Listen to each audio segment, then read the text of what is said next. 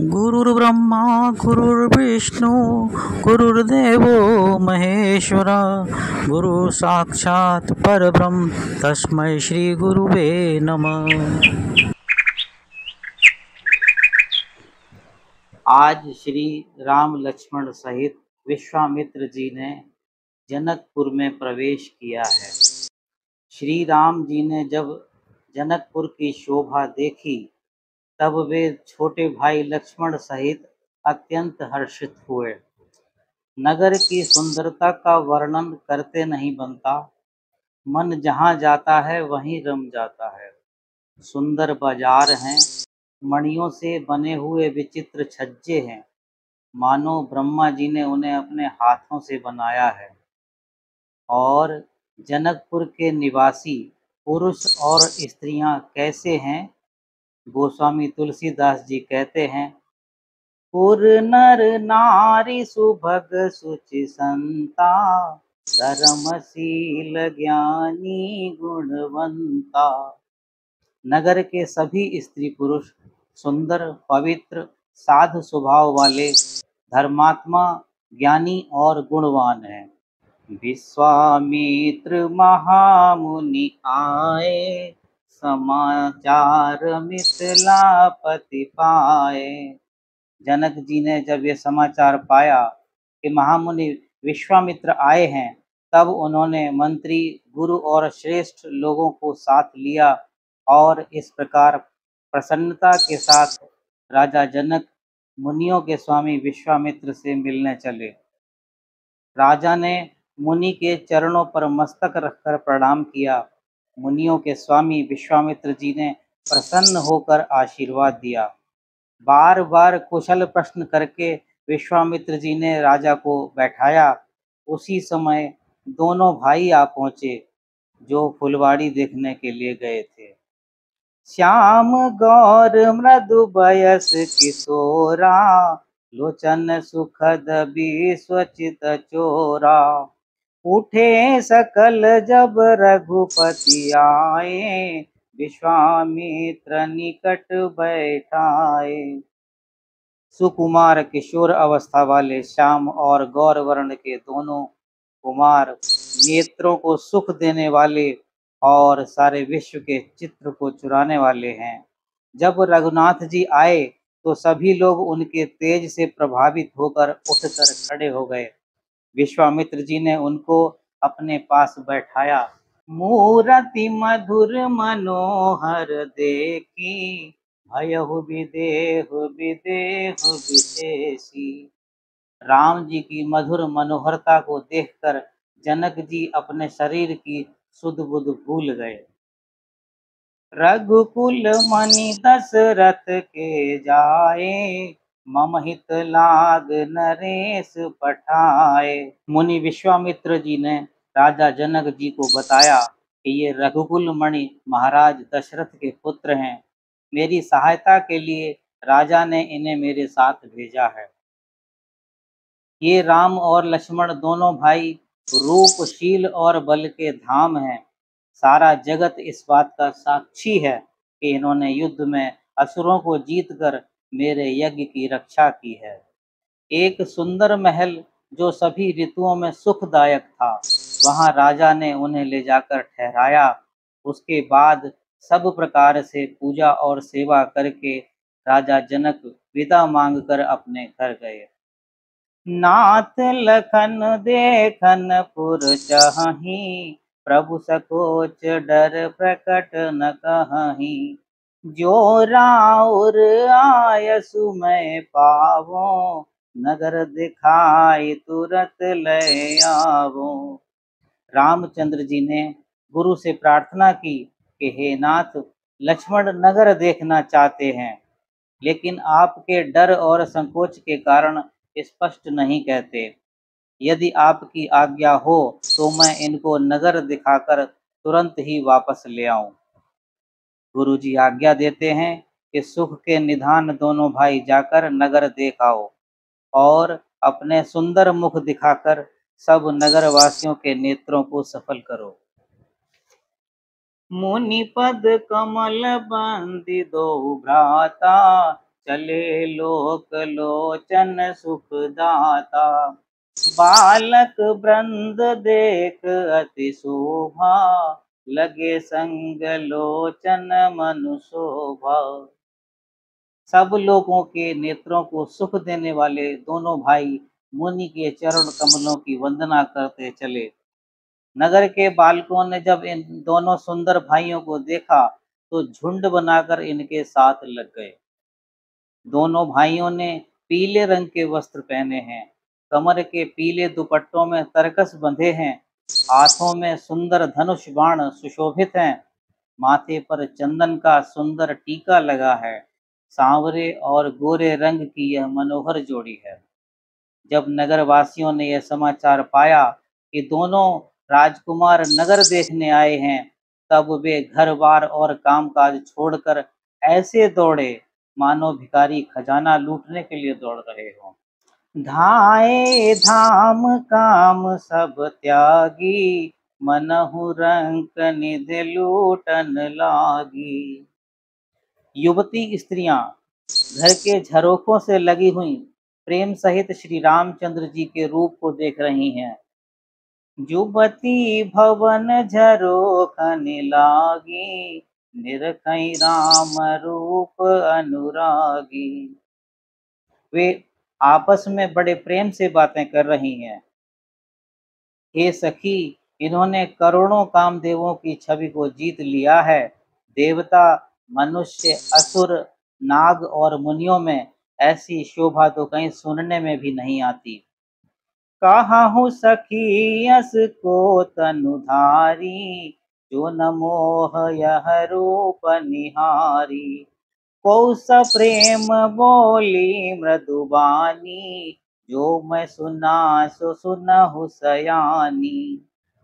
ए सखी, भला कहो तो ऐसा कौन शरीरधारी होगा जो इस रूप को देखकर मोहित न हो जाए। तब कोई दूसरी सखी प्रेम सहित कोमल वाणी बोली, हे सयानी, मैंने जो सुना है उसे सुनो। ये दोनों राजकुमार महाराज दशरथ जी के पुत्र हैं। बाल हंसों जैसा सुंदर जोड़ा है। ये मुनि विश्वामित्र के यज्ञ की रक्षा करते हैं। इन्होंने युद्ध के मैदान में राक्षसों को मारा है। श्री रामचंद्र जी की सुंदरता को देखकर कोई एक सखी कहने लगी कि यह वर तो जानकी जी के योग्य है। ये सखी, यदि कहीं राजा इन्हें देख लें तो अपनी प्रतिज्ञा छोड़कर हठपूर्वक इन्हीं से विवाह कर देंगे। जो दैव योग से ऐसा संजोग बन जाए तो हम लोग कृतार्थ हो जाएं। ये सखी, इस नाते से ये यहाँ फिर आया करेंगे। अभी विवाह नहीं हुआ है, लेकिन जनकपुर की युवतियों ने राम और सीता का नाता जोड़ दिया। सखी हमरे आरती अति ताते, कभुक ए आवहीं यही नाते। अर्थात सीता जी से विवाह हो जाने पर ये सीता जी को यहाँ पहुँचाने और फिर यहाँ से ले जाने के लिए तो अवश्य आया करेंगे। तब इनके दर्शन से हम सभी लोग कृतार्थ हो जाया करेंगे। जिस ब्रह्मा ने सीता को संवार कर बड़ी चतुराई से रचा है, उसी ने विचार कर सांवला वर भी रच रखा है। उसके ये वचन सुनकर सब हर्षित हुई और कोमल वाणी से कहने लगी, ऐसा ही हो। जेहि बिरंचि रचि सिय सवारी, तेहि श्यामल बरु रचउ बिचारी। सासु बचन सुने सब हरसानी, ऐसे ही हो कहीं मधुबानी। सुंदर मुख और सुंदर नेत्रों वाली स्त्रियां समूह की समूह हृदय में हर्षित होकर फूल बरसा रही हैं। जहाँ जहाँ दोनों भाई जाते हैं वहाँ वहाँ परम आनंद छा जाता है।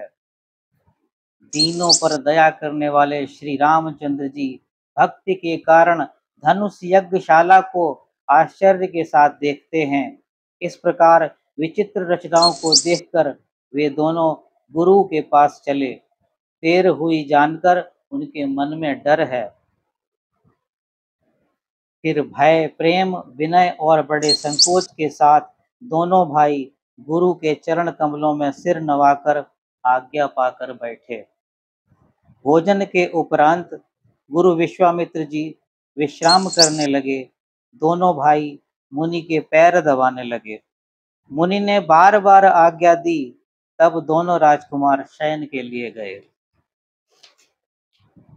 रात बीतने पर मुर्गे का शब्द कानों से सुनकर लक्ष्मण जी जाग गए। जगत के स्वामी श्री रामचंद्र जी भी गुरु से पहले ही जाग गए। सब शौच क्रिया करके वे स्नान किए, फिर मुनि को मस्तक नवाया और गुरु की आज्ञा पाकर दोनों भाई पूजा के लिए फूल लेने चले। समय जानि गुर आयस पाई, लेन प्रसून चले दो भाई। उन्होंने जाकर राजा का सुंदर बाग देखा, जहाँ बसंत ऋतु लुभाकर रह गई है। मन को लुभाने वाले अनेक वृक्ष लगे हैं, रंग बिरंगी उत्तम लताओं के मंडप छाए हुए हैं। बाग के बीचों बीच एक सुहावना सरोवर है, जिसमें मणियों की सीढ़ियां विचित्र ढंग से बनी हैं। उसका जल निर्मल है, जिसमें अनेक रंगों के कमल खिले हुए हैं। जल के पक्षी कलरव कर रहे हैं और भौरे गुंजार कर रहे हैं। लेकिन श्री रामचंद्र जी का अनुशासन देखिए। चाहूं दिस चिताई पूछ मालीगन, लगे लेन दल फूल मुदित मन। चारों ओर दृष्टि डालकर और मालियों से पूछकर वे प्रसन्न मन से पत्र और पुष्प लेने लगे। तेहि अवसर सीता तह आई, गिरिजा पूजन जननी पठाई। सर समीप गिरिजाग्रह सोहा, बरनि न जाय देखि मन मोहा। माता ने उन्हें पार्वती जी की पूजा करने के लिए भेजा था।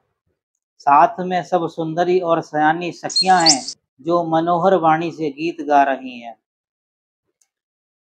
सरोवर के पास गिरिजा जी का मंदिर सुशोभित है, जिसकी सुंदरता का वर्णन नहीं किया जा सकता। उसे देखकर मन मोहित हो जाता है। मज्जन करि सर सखिन समेता, गई मुदित मन गौरी निकेता। पूजा कीन अधिक अनुरागा, निज अनुरूप सुभग बरु मांगा। सखियों के सहित सरोवर में स्नान करके सीता जी प्रसन्न मन से गिरिजा जी के मंदिर में गईं। उन्होंने बड़े प्रेम से पूजा की और अपने योग्य सुंदर वर मांगा। एक सखी सिय संग बिहाई, गई रही देखन फुलवाई।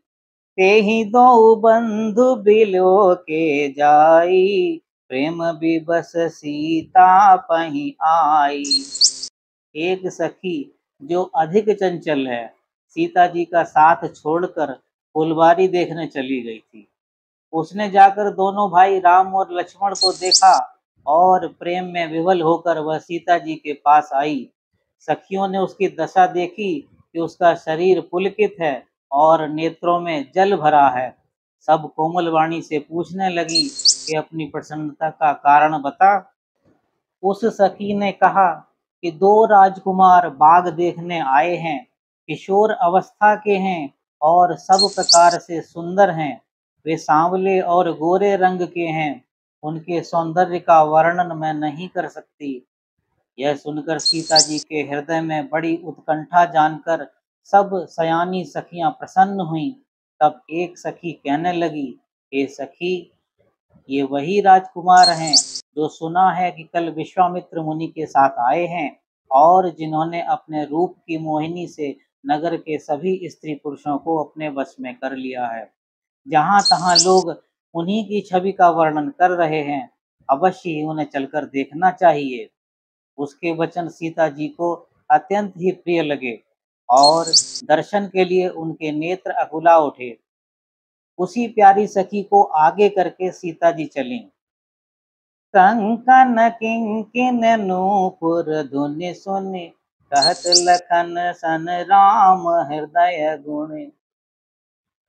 हाथों के कड़े, करधनी और पायजेब के शब्द सुनकर श्री रामचंद्र जी हृदय में विचार कर लक्ष्मण से कहते हैं, यह ध्वनि ऐसी आ रही है मानो कामदेव ने विश्व को जीतने का संकल्प करके डंके पर चोट मारी है। ऐसा कहकर श्री रामचंद्र जी ने फिर उस ओर देखा। श्री सीता जी के मुख रूपी चंद्रमा को निहारने के लिए उनके नेत्र चकोर बन गए। सीता जी का मुख चंद्रमा से कहीं अधिक सुंदर है, इसलिए चंद्रमा की उपमा नहीं दी गई है, बल्कि चंद्रमा की सुंदरता सीता जी के मुख से कहीं कम बताई गई है। सुंदर नेत्र स्थिर हो गए। सीता जी की शोभा देखकर श्री राम जी ने बड़ा सुख पाया। हृदय में वे उसकी सराहना करते हैं, किंतु मुख से वचन नहीं निकलते। श्री रामचंद्र जी पवित्र मन से अपने छोटे भाई लक्ष्मण से बोले, हे तात, ये वही जनक की कन्या है जिनके लिए धनुष यज्ञ हो रहा है। सखियां इसे गौरी पूजन के लिए लेकर आई हैं। यूं तो श्री रामचंद्र जी छोटे भाई से बातें कर रहे हैं, पर मन सीता जी के रूप में लुभाया हुआ है। चितवत चकित चहूँ दिस सीता, कहाँ गए नृप किशोर मनु चिंता। सीता जी चकित होकर चारों ओर देख रही हैं। मन इस बात की चिंता कर रहा है कि राजकुमार कहाँ चले गए। तब सखियों ने लता की ओट में श्याम सुंदर और गौर कुमारों को दिखाया। उनके रूप को देखकर नेत्र ललचा उठे। वे ऐसे प्रसन्न हुए मानो उन्होंने अपना खजाना पहचान लिया हो।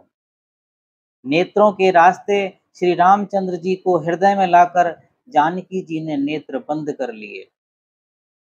यहाँ सीता जी ने नेत्र क्यों बंद कर लिए? वो इसलिए कि अब कोई दृश्य आंखों के सामने और ना आ जाए।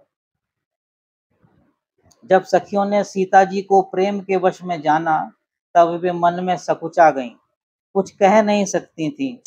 एक चतुर सखी धीरज धरकर सीता जी का हाथ पकड़कर बोली, गिरजा जी का ध्यान फिर कर लेना, इस समय राजकुमार को क्यों नहीं देख लेती।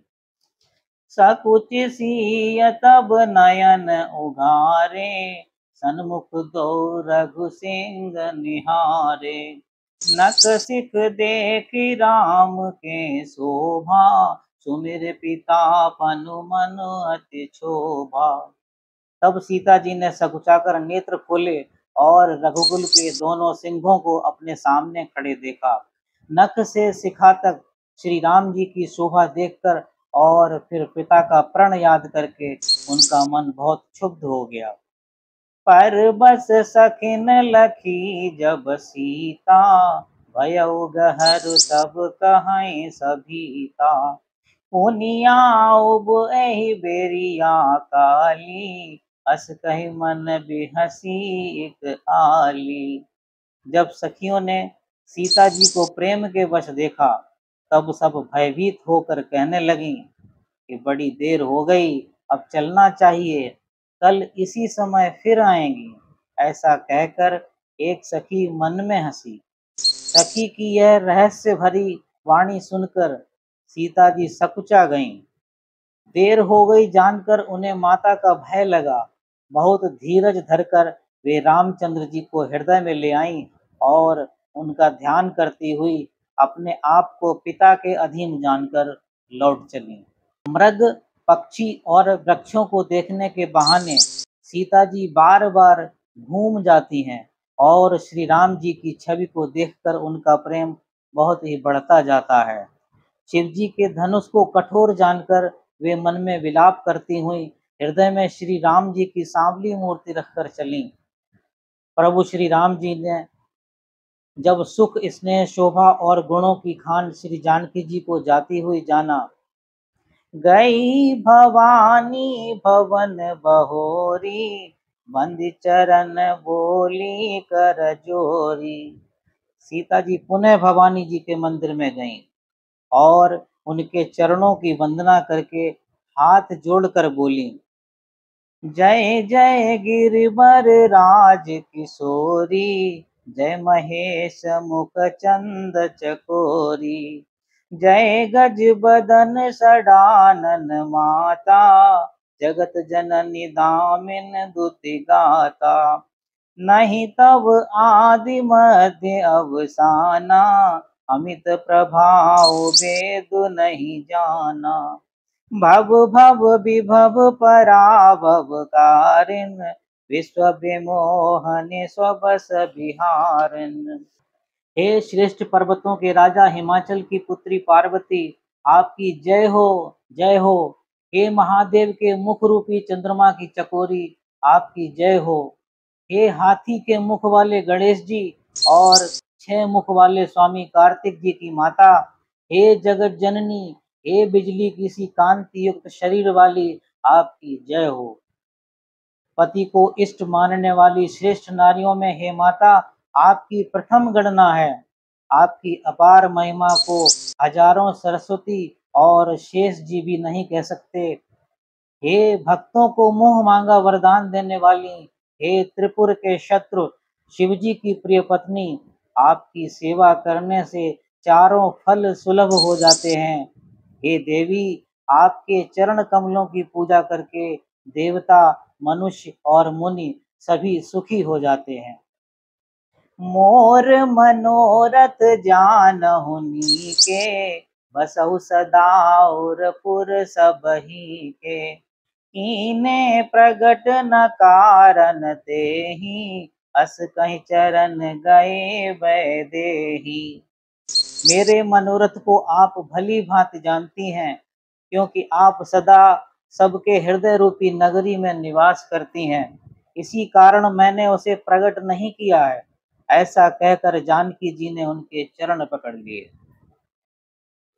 विनय प्रेम बस भई भवानी, हसी माल मूरति मुस्कानी।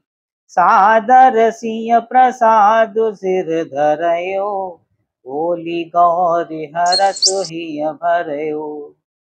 गिरिजा जी सीता जी के विनय और प्रेम के वश में हो गईं। उनके गले की माला खिसक पड़ी और मूर्ति मुस्कुराई। सीता जी ने आदर पूर्वक उस प्रसाद रूपी माला को सिर पर धारण किया।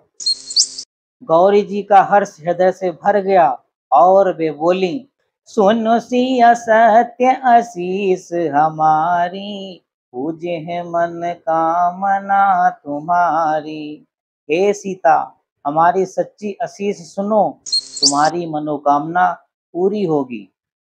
यही वो श्रेष्ठ आशीर्वाद है जिसे पाने के लिए भारत में कन्याएं पार्वती जी की उपासना करती हैं। मन जाहि राज हो मिलहि सोबर, सहज सुंदर सांवरो। करुणा निधान सुजान शील, स्नेह जानत रावरो। एहि भांति गौर असीस सुनसिय सहित ही हरसियली। तुलसी भवानी पूज्य पुनि पुनि मुदित मन मंदिर चली। जिसमें तुम्हारा मन अनुरक्त हो गया है, वही स्वभाव से ही सुंदर सांवला वर अर्थात श्री रामचंद्र जी तुमको मिलेगा। वह दया का खजाना और सर्वज्ञ है, तुम्हारे शील और स्नेह को जानता है। इस प्रकार श्री गौरी जी का आशीर्वाद सुनकर जानकी जी समेत सब सखियां भवानी जी को बार बार पूजकर सीता जी प्रसन्न मन से राजमहल को लौट चली। दूसरी ओर हृदय में सीता जी के सौंदर्य की सराहना करते हुए दोनों भाई गुरु जी के पास गए। श्री रामचंद्र जी ने विश्वामित्र जी से सब कुछ कह दिया, क्योंकि उनका सरल स्वभाव है, छल तो उनको छू कर भी नहीं गया है। सुमन पाई मुनि पूजा कीनी, मुनि आशीष दोहु बाए नदीनी। सुफल मनोरथ हो तुम्हारे, राम लखन सुन भय सुखारे। पुष्प पाकर मुनि ने पूजा की है, फिर दोनों भाइयों को आशीर्वाद दिया कि तुम्हारे मनोरथ सफल हों। यह सुनकर श्री राम लक्ष्मण सुखी हुए। बोलिए राजा रामचंद्र महाराज की जय।